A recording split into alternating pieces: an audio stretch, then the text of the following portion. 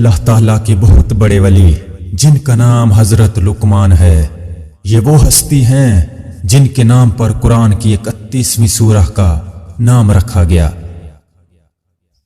حضرت لقمان رحمۃ اللہ علیہ نے اپنے بیٹے کو نصیحت کرتے ہوئے فرمایا، اے پیارے فرزند، برائی کی آگ برائی سے نہیں بجھتی۔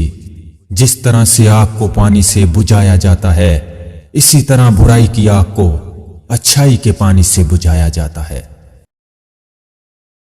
کسی انسان کی موت پر خوش نہ ہونا، مصیبت زدہ شخص سے مذاق نہ کرنا اور اچھائی کو کبھی مت روکنا۔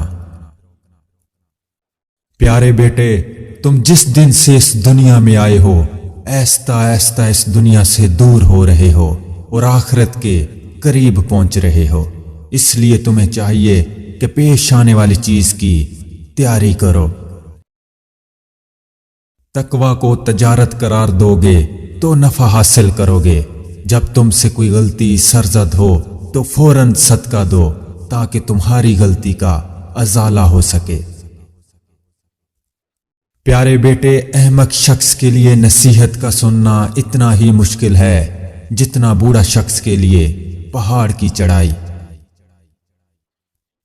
اگر تم لوگوں پر ظلم کرنے کی قدرت رکھتے ہو تو ہرگز نہ کرنا، کیونکہ خدا کو تم سے انتقام لینے کی زیادہ طاقت ہے۔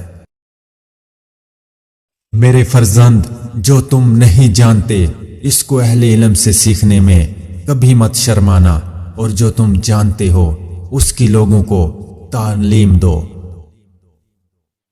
پیارے بیٹے، سختیوں میں باوقار رہنا، تکالیف میں صبر سے کام لینا، آسانی کے دور شکر سے کام لینا، نماز کو اللہ کے حضور عاجزی سے ادا کرنا، نماز کی ادائیگی کے لیے جلدی کرنا، اللہ کے فرما بردار بندوں کی توہین مت کرنا اور اللہ کے نافرمان لوگوں کی کبھی عزت مت کرنا، حق کے لیے آواز اٹھانے میں کبھی شرم نہ کرنا۔ اے بابا کی جان، تجھ سے پہلے لوگوں نے اپنی اولاد کے لیے مال جمع کیے تھے، لیکن آج نہ مال باقی ہے نہ اولاد باقی ہے۔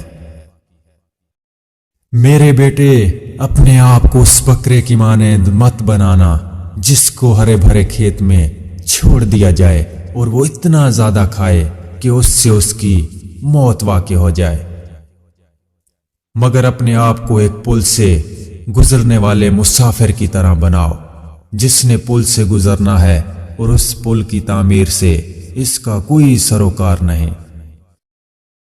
اے میرے فرزند، اپنے راز کو چھپانا اور اپنے کردار کی اصلاح کرنا۔ اگر تم ایسا کرنے میں کامیاب ہوگے تو دشمن سے اللہ تمہاری حفاظت کرے گا۔ اے میرے بیٹے، اپنی بڑی سے بڑی نیکی کو بھی کبھی عظیم مت سمجھنا اور کبھی بھی اپنے چھوٹے سے گناہ کو بھی حقیر مت سمجھنا۔ لوگوں پر کبھی ان کی طاقت سے زیادہ وزن نہ رکھنا، اس لیے کہ تم جس سے ناقابل برداشت تکلیف دو گے وہ تم سے علیحدہ ہو جائے گا۔ اس صورت میں اکیلے رہ جاؤ گے، تمہارا کوئی بھائی اور دوست تمہاری مدد نہیں کرے گا اور بالآخر ذلیل ہو جاؤ گے۔ جو شخص تمہارا کوئی عذر سننا نہیں چاہتا اور تمہارے لیے کسی حق کا قائل نہیں، اس کے سامنے عذر خواہی مت کرنا۔ اگر تم جوانی میں ادب سیکھ لو گے تو جوانی میں فائدہ حاصل کرو گے۔ خود غذا کھانے سے پہلے اپنے جانور کو چارہ ڈالنا، اگر کھانا کھانے سے پہلے صدقہ دے سکو تو یہ کام بھی ضرور کرنا۔ سواری کے عالم میں اللہ کی کتاب کی تلاوت کرنا اور عمل کرتے ہوئے تسبیح الہی کرنا اور تنہائی میں دعا کرنا۔ میرے فرزند، اگر تم دنیا میں عزت حاصل کرنا چاہتے ہو تو لوگوں کے اموال میں کسی قسم کی طمع نہ رکھنا، اس لیے کہ انبیاء کرام نے یہ اعلیٰ مرتبے طمع کو ترک کر کے حاصل کیے ہیں۔ پیارے بیٹے، ہر شخص کو اس کے ہنر اور جوہر کے مطابق جگہ دینا، جاہل لوگوں سے مت ملنا ورنہ وہ تجھے بھی جاہل بنا دیں گے۔ عبادت میں دل کی، مجلس میں زبان کی، غصے میں ہاتھ کی اور دسترخوان پر پیٹ کی حفاظت کرنا۔ پیارے بیٹے، حکمت اور دانائی مفلس کو بادشاہ بنا دیتی ہے، اس لیے دونوں کا دامن ہاتھ سے مت چھوڑنا۔ پیارے بیٹے، مصائب میں کبھی مت گھبرانا، کیونکہ ستارے ہمیشہ اندھیرے میں ہی چمکتے ہیں۔ جو بات دشمن سے پوشیدہ رکھنا چاہتے ہو، دوست سے بھی پوشیدہ رکھنا۔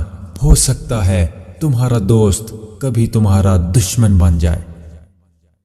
اے فرزند، وقت کی اگر قیمت ہے تو اس کا صحیح استعمال ہے۔ بے وقوفوں سے دوستی مت کرنا، یہ مشکل وقت میں تیری مشکلات میں اضافہ کر دیں گے۔ بدگمانی کو اپنے اوپر غالب مت آنے دینا، ورنہ دنیا میں تمہیں کوئی بھی ہمدرد نہ ملے گا۔ جو بات تم نہیں جانتے منہ سے نہ کہو، اور جو جانتے ہو اسے مستحق کے بتانے میں کبھی بخل نہ کرنا۔